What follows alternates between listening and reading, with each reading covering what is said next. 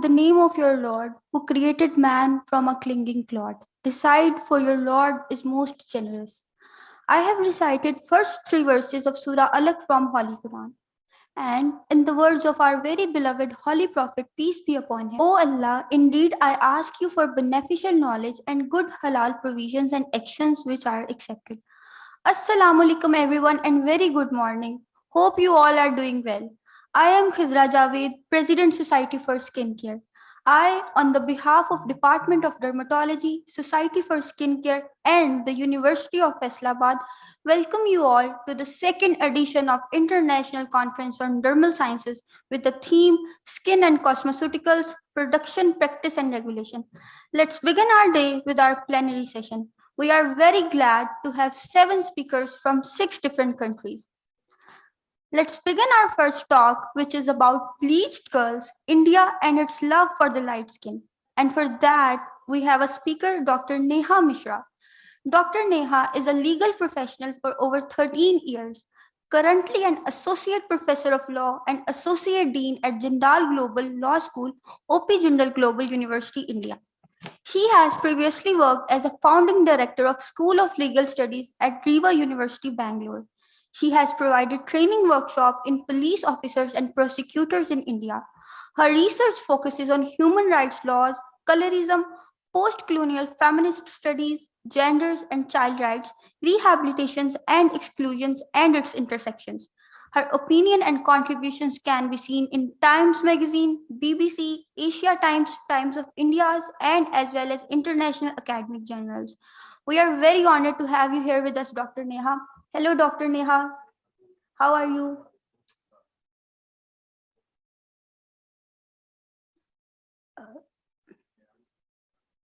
Dr. Neha, can you hear me? Sir, please unmute Dr. Neha. Ma'am, please unmute your mic. Yes, good morning. A very good morning to all of you. Thank you so much for having me here. Thank you so much, ma'am. very We are well. also very honored to have you. I request you to please start your session. Thank you so much. First of all, I must extend a heartiest congratulations to the whole team of ICDS. Also, I'm very happy to be here for the next year of Second International Conference on Dermal Sciences. I was here on the first one itself, and it was a memorable experience. So congratulations on holding a conference on such a vital theme. I must extend my gratitude to Professor Tanzila Khalid, for organizing this, and Miss Sana Arshad, who has been a wonderful coordinator. Thank you for having me here. So today I would be speaking about bleached girls with respect to Indian jurisdiction. Now, I also see my legendary expert and world expert on colorism here, Dr. Ronald E. Hall, with whom I had the opportunity to co-author one of the paper, which was published very widely on the topic of bleached girls in India. Now, today I would like to just take that study forward and discuss with you the research from that 2017 till now that I have been conducted in Indian jurisdiction. Now, India, of course, as well as Asian countries. So I do talk about the global south here. It is not, colorism is not necessarily an issue which is permeating only Indian soil. Of course, the similar situation can be seen in Pakistan. The similar situation can be seen in Indonesia, other Asian countries, even in China, a lot of African subcontinent. So global south, I can very easily say.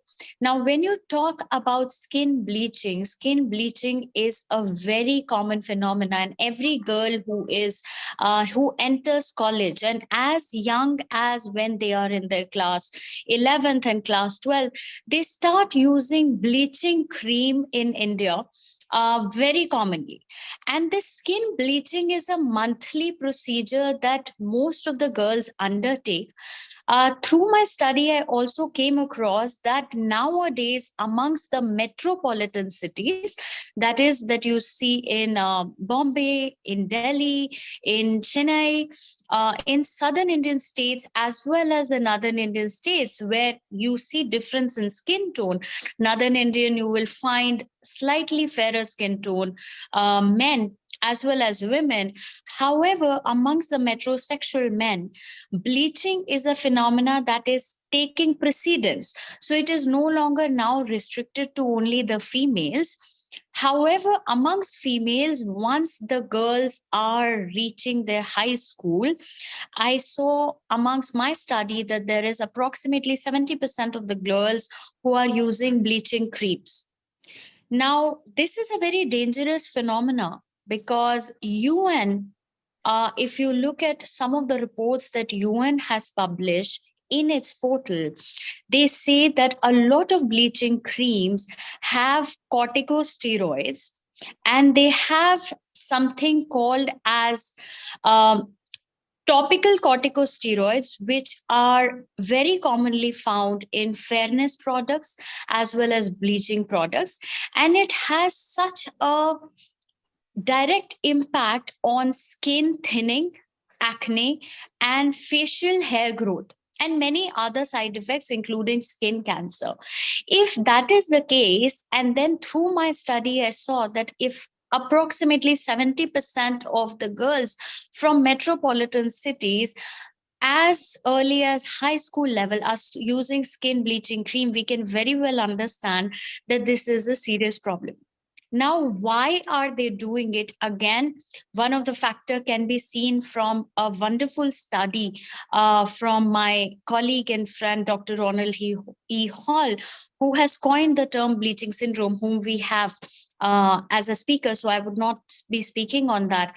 A wonderful concept where he has provided enough and ample statistics that why bleaching syndrome takes place. But I would be talking about the problem that is permeating the Indian jurisdiction as well as the Asian jurisdiction with respect to bleaching creams.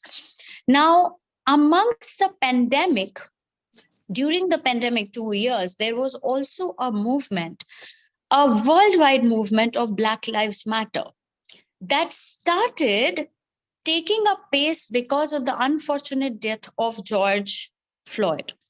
Now, when that took place and universally there was a whole movement about Black Lives Matter, this campaign of dark is beautiful also picked up pace in India. And people and young generations started objecting to the use of bleach because in our popular media, skin color and fair unicentric ideal of beauty have been shown since time immemorial.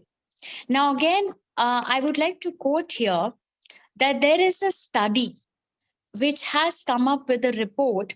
There is a very recent report called as India's Fairness Cream and Bleach Market Overview, which covers the statistics from 2018 to the anticipated 2023.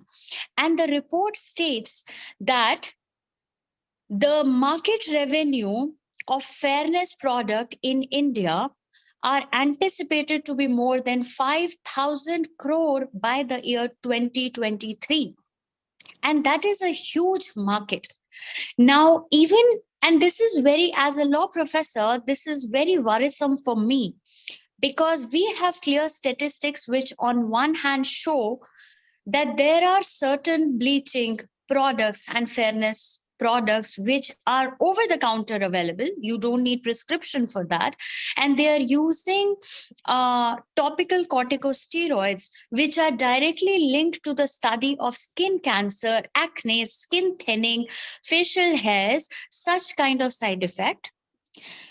As well as we know that the market is so large that there is a big lobby of manufacturers of these skin products which are playing a very big role to ensure that these products do not get banned. So in India in 2013, again, there was a regulation which completely stopped the study, the usage of certain advertisements which were discriminatory. In Indian Constitution, again, we talk about equality in Article 14. which talks about that there will be no discrimination on the basis of caste, class, gender, language, race, etc. It does not uses the word color because color is not seen as a problem. But then again, one factor that permeates the caste and gender and economics, as well as the region and religion, is skin color. So colorism is very existence. It is discrimination on the basis of skin color, and a lot of the population amongst Indian fora, you can see, are leading and moving towards more and more bleach usage, which is very, very dangerous phenomena. As I said, this is not just restricted to women, it is definitely permeating through the men, and the usage of skin color, uh, lightening the existing skin color is becoming ever so more. Again, there is a basic link that you also see between poverty and colorism in India specifically. There is a reason that you don't see in popular media people who are darker skin as the anchors, as the news reporters, as the main leads in the serials or movies, etc. And generally they are reserved to do either the side roles, or generally, you stereotype them as something which is polluted or villains.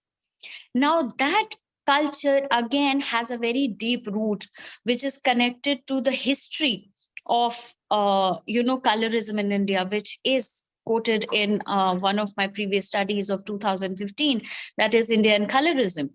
So, again, you need to, the want to assimilate into the powerful Eurocentric ideal of the ruler class on the basis of skin color pushes a lot of population to use such products, because now they can just buy a 50 rupees cream of Fair and Lovely and then again trump their limiting factor, which could have been either coming from a lower class or coming from a poorer household or probably a weaker gender. Because even though some of the marital sites in India, we do arranged marriages, unlike the Western countries, there used to be advertisements asking for fair bride. Now, a lot of the websites during pandemic, again, when this whole campaign of Black is Beautiful was going on, said that, all right, we are going to remove these discriminatory marks from our matrimonial advertisements. However, people still don't refrain to ask for fair brides and fair groom. So what is the rejected lot? The darker skinned lot. And in this market, of course, then the only resort is, even at the cost of your skin cancers or side effects, the girls and boys would want to escape that by using skin bleaching. So skin bleaching is becoming a ever so permeating problem. And in case I was given 15 minutes, I am not too sure if I have transgressed my time limit. But again, this is something that I feel is very important to deal with. Lastly, I would just like to touch upon the subtlety of bleaching product, and we should not be fooled by the fairness market. First thing is acceptance of that beauty is diverse, acceptance of diversity. I think because we do, a lot of the Asian countries have been in the control of colonial masters for a very long time. We have not come out of that slave mentality yet to again assimilate or to think of a superiority, to attach superiority with light skin. So that is very important. What we must be very wary of, the subtle messages. So it was only last year that Fair and Lovely, which is a very popular brand from Unilever, changed its nomenclature from Fair and Lovely to Glow and Lovely. And now it writes, it benefits and helps in pink glow.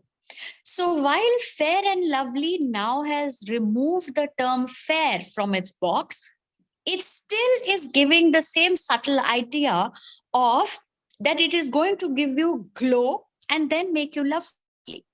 So automatically it is rejecting and discarding all the other skin tones by saying that that would not be lovely. So we need to understand that even when such measures are taken, because of the sheer voluminous nature of the financial criteria, it is such a big market. By 2023, 5,000 crore rupees of business within Indian jurisdiction itself. We need to be very aware that they are still selling the same idea, but with a subtle uh, packaging. So again, that requires mass sensitization and mass acceptance of over and over changing the narrative of acceptance of diversity. And that narrative change requires such conferences and then spreading out the word of acceptance of diversity. I think that is the only way we can fight the menace of bleaching within the Asian and global South jurisdiction. So, with this, I would be very happy to take questions or discussions if anybody would have from me. And thank you very much for listening. It has been a pleasure. Thank you so much, ma'am. This was really very informative session. Your talk will really help in breaking the stereotypes about the dark color and the fair color. If we have any questions, you may ask now.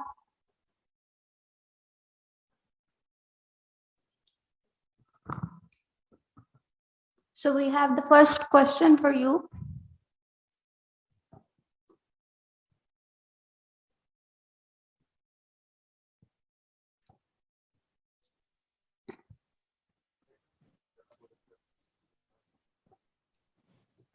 Hello, ma'am. Ma'am, my question is, why do people desire a westernized concept of beauty even after the colonialism? Thank you so much for this question. This beats me. I think the younger generation should tell me that why is it? See, I will just tell you that the statistics that I have taken are coming from different states within India. Now, irrespective of the economic standing of a household, irrespective of the education level of a particular group of samples that I took, irrespective of the religion and irrespective of the regional placement, throughout, at least in my country, throughout country, I saw that the desire to date fairer girls and fairer boys also amongst girl was something very universal. And that is probably because over time and again, you are only seeing those images. So a child, when they are growing up, is made to believe that that is good and that is beautiful. And that is a very tough job, because we in our small groups can believe that yes, this is something which is very, very bad. What I'm saying is that there is already a white lies report of CNN. There is report by UN. So there are widespread reports, but we don't see that these reports are being discussed in the mainstream media. Mainstream media is being funded by the conglomerate of the beauty ideals and the fairness market, which is so large. So when a child is growing up and seeing that white petite Barbie doll and playing with it, and then seeing every single time in movies that this is what the hero is desiring because the actress is very fair, or anybody who is even wearing Indian dress is very fair, that is what you feel is beautiful. And every dark person is made to believe, and you see those images as something which is very, very bad. That influences our brain, and we want to become like that. And the easiest way to do is to use bleaching product and fairness market. And we have to break that stereotype. Of course, historically, that do come from always attaching superiority and power with lighter skin color tone. And there is an there is also a presumption that if you're fair skin, you must be higher caste. If you're fair skin, you must be rich. Now, these are not necessarily facts, but these are the immediate assumption that anybody will make looking at a person on the road. So they don't know your name yet, but that perception is already made looking at a person, that yeah, this person may be very educated or very of a higher caste. And that is again a image perception that requires to be broken with constant sensitization and changing the narrative, as I said. I don't know if I've answered you, but I've tried to given you the perspective. Thank you. Thank you, ma'am. Thank you so much, ma'am. This was really very interesting talk. Hope to see you again in the next conference. Thank you very much for having me here.